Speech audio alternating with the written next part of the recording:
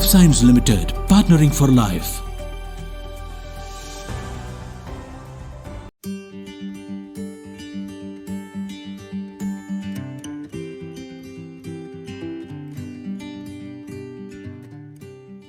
Sumer ortho and spine centre, doctor Anand Haliyal.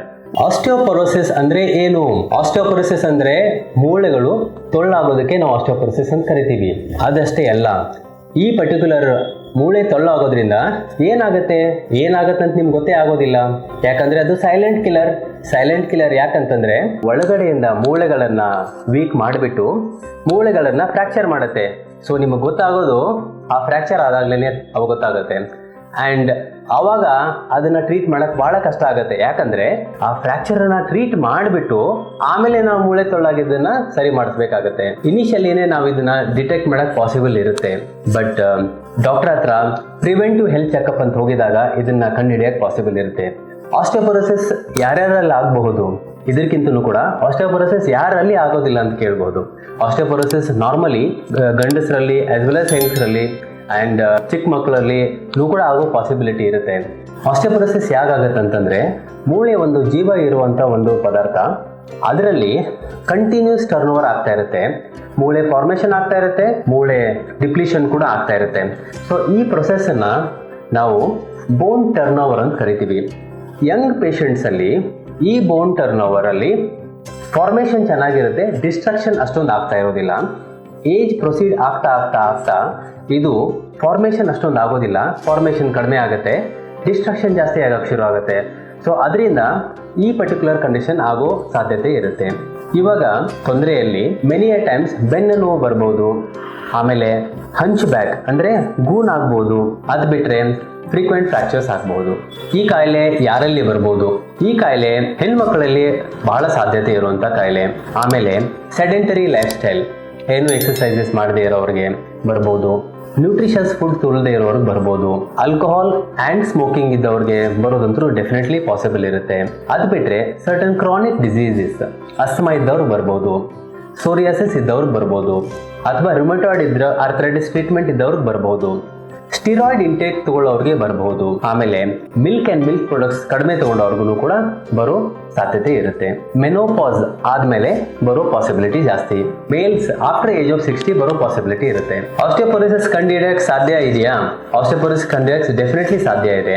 Just 2 simple tests ಇಂದ possible ಇದೆ. ಒಂದು BMD test, routinely conducted BMD test. ಎಷ್ಟೊಂದು clinics ಅಲ್ಲಿ ಮಾಡ್ತೀವಿ, ಅದನ್ನ ಮಾಡಿಸ್ಕೊಂಡ್ಬಿಟ್ರೆ ಅದರಲ್ಲೇನೆ ಗೊತ್ತಾಗ್ಬಿಡುತ್ತೆ. ಇನ್ನೂ ಬೆಟರ್ ವೇ ಕಂಡುಹಿಡಿಯಕ್ಕಂತಂದ್ರೆ ಡ್ಯೂಯಲ್ ಎನರ್ಜಿ ಎಕ್ಸ್ರೇ ಅಬ್ಸಾರ್ಪ್ಷಿಯೋಮೆಟ್ರಿ ಅಂತೇಳಿ ಒಂದು ಟೆಸ್ಟ್ ಬರುತ್ತೆ. ಆಫ್ಟರ್ 30 years ಯಾರಾದರೂ ಮಾಡ್ಬೋದು. ಇದು ನಾನ್ ಇನ್ವೇಸಿವ್ ಟೆಸ್ಟ್. ಇದನ್ನು ಮಾಡೋದ್ರಿಂದ ಆಸ್ಟಿಯೋಪೊರೋಸಿಸ್ ವೆರಿ ಅರ್ಲಿ ಡಿಟೆಕ್ಟ್ ಆಗುತ್ತೆ and very easily treatable problem ಇದು.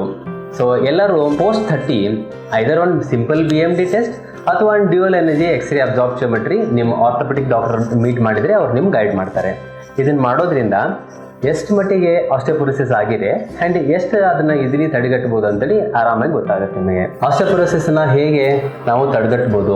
ಆಸ್ಟಿಯೋಪೊರೋಸಿಸ್ನ ತಡೆಗಟ್ಟಬೇಕಂತಂದರೆ ಬೋನಲ್ಲಿರುವಂಥ ಕ್ಯಾಲ್ಸಿಯಮನ್ನು ಜಾಸ್ತಿ ಮಾಡಬೇಕು ಆ್ಯಂಡ್ ಅದು ಡಿಸ್ಟ್ರಕ್ಷನನ್ನು ಸ್ಟಾಪ್ ಮಾಡಬೇಕು. ಬೋನಲ್ಲಿರುವಂಥ ಕ್ಯಾಲ್ಸಿಯಮನ್ನು ಜಾಸ್ತಿ ಮಾಡಬೇಕಂತಂದರೆ ನಮ್ಮ ಲೈಫ್ ಸ್ಟೈಲ್ ಮಾಡಿಫಿಕೇಶನ್ ಥ್ರೂ ನಾವು ಸಾಕಷ್ಟು ಮಟ್ಟಿಗೆ ಮಾಡ್ಬೋದು. Exercises very important. Second thing, balanced nutritious food very important. Milk and milk products ಭಾಳ ಹೆಲ್ಪ್ ಆಗುತ್ತೆ. ಅದ್ರ ಜೊತೆ ಇವಾಗ ಸದ್ಯಕ್ಕೆ ಕ್ಯಾಲ್ಶಿಯಂ ನೀವೇನೋ ತಗೊಳ್ತೀರಿ, ಕ್ಯಾಲ್ಶಿಯಂ ಬಾಡಿಯಲ್ಲಿ ಕುತ್ಕೋಬೇಕಂತಂದರೆ ಅದಕ್ಕೆ ರಿಸೆಪ್ಟರ್ ಬೇಕು. ಆ ರಿಸೆಪ್ಟರ್ ಇರೋದೇ ವಿಟಮಿನ್ ಡಿ. ಕ್ಯಾಲ್ಶಿಯಂ ನೀವು ಎಷ್ಟು ತೊಗೊಂಡ್ರೂ ಕೂಡ ವಿಟಮಿನ್ ಡಿ ತೊಗೊಂಡಿಲ್ಲ ಅಂತಂದರೆ ಕ್ಯಾಲ್ಶಿಯಂ ಅಬ್ಸಾರ್ಪ್ಷನ್ ಆಗೋದಿಲ್ಲ. ಅದಕ್ಕೆ ವಿಟಮಿನ್ ಡಿ ಲೆವೆಲ್ಸ್ ಬಾಡಿಯಲ್ಲಿ ಚೆನ್ನಾಗಿರಬೇಕು. ಇವಾಗ ಸದ್ಯಕ್ಕೆ WHO ಕ್ರೈಟೀರಿಯಾ ಪ್ರಕಾರ, WHO ಅನಾಲಿಸಿಸ್ ಪ್ರಕಾರ more than 95% Indian population vitamin D ಡೆಫಿಷಿಯನ್ಸಿಯಲ್ಲಿದೆ. ಸೊ ವಿಟಮಿನ್ ಡಿ ಡೆಫಿಷಿಯನ್ಸಿ ನಾವು ಫೈಂಡ್ ಔಟ್ ಮಾಡಬೇಕಂದ್ರೆ ಸಿಂಪಲ್ ಬ್ಲಡ್ ಟೆಸ್ಟಲ್ಲಿ ಫೈಂಡ್ ಔಟ್ ಮಾಡ್ಬೋದು.